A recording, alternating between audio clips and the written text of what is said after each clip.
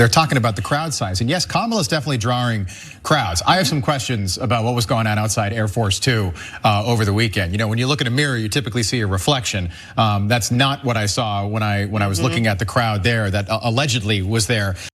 Hey, don't scroll away. Come back. Because before the video continues, we just want to urge you to lend your support to TYT. You power our honest reporting. You do it at tyt.com/team, and we love you for it. Donald Trump and right-wing media is running with this narrative that Kamala Harris's crowd sizes are fake. But this conspiracy theory could also be more dangerous than it seems. As a reminder, Trump posted this screenshot on TruthSocial on Sunday. Breaking report, Harris campaign busted using fake crowd photo at campaign rally stop. Trump and his allies are alleging the crowd is fake because you can't see the reflection in the plane. Trump also wrote, "Has anyone noticed that Kamala cheated at the airport? There was nobody at the plane, and she AI'd it and showed a massive crowd of so-called followers, but they didn't exist." And this claim is obviously debunked. You had press there, they were taking photos, you can see the crowd there. This is obviously nonsense. But while some may believe this is just Trump being Trump, trolling on a social media platform, Senator Bernie Sanders has another take. On Tuesday, Bernie put out a statement saying this is Trump laying out the groundwork to deny the results of the 2024 election. Donald Trump may be crazy, but he's not stupid. When he claims that nobody showed up at a 10,000 person Harris rally in Michigan that was live streamed and widely covered by the media, that it was all AI, he is laying the groundwork for rejecting the election results if he loses. If you can convince your supporters that thousands of people who attended a televised rally do not exist, it would not be hard to convince them that the election returns in Pennsylvania, Michigan, and elsewhere are fake and fraudulent.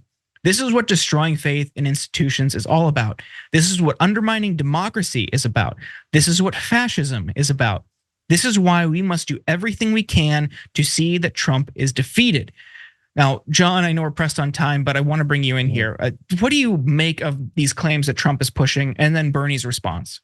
I love Bernie's response. I had a similar sort of takedown of this on Monday. That was my concern. Like, it's fun to make fun of him for like trying to make himself feel better about his small crowds or whatever by mocking hers. But it plays into the strategy. The strategy is he is barely campaigning. He does not seem to either think that he can legitimately win the election in the normal way that you would. He certainly doesn't seem to be trying to do that, but that doesn't mean that he doesn't have a strategy. And I think it largely goes through Republicans not refusing to certify the election on an individual state or state level. And so I'm glad that Bernie is focusing on that. And then aside from that, I'll only say, like, this is the sort of thing, we're just so normalized to this sort of thing from Donald Trump. If any other politician had made this particular claim, that would be the only thing that you thought about them. They would seem insane. And for him, we're not even gonna remember that he said this in 2 weeks. It's just gonna be replaced by more insane claims about race and about policy. And it will be great, I think, to be past this and get back to a time when maybe we can have some sort of expectations or standards for politicians. Yeah, I think the point that if you can convince people that these crowds are fake, you can convince them of anything is spot on. We see that lunacy in these comments that Michael Shore gets in the field for TYT. These people just believe anything they see or hear or read in right-wing media, and those people lie to them knowingly. It is really disgusting. Thanks for watching the video, guys. We also love it if you hit the join button below, because that makes you a member, and members allow us to be independent, honest. We can be as progressive as we want, no corporate media influence, and that's all because of you guys. We love doing the show with our members. Hit the join button, become one of the Young Turks.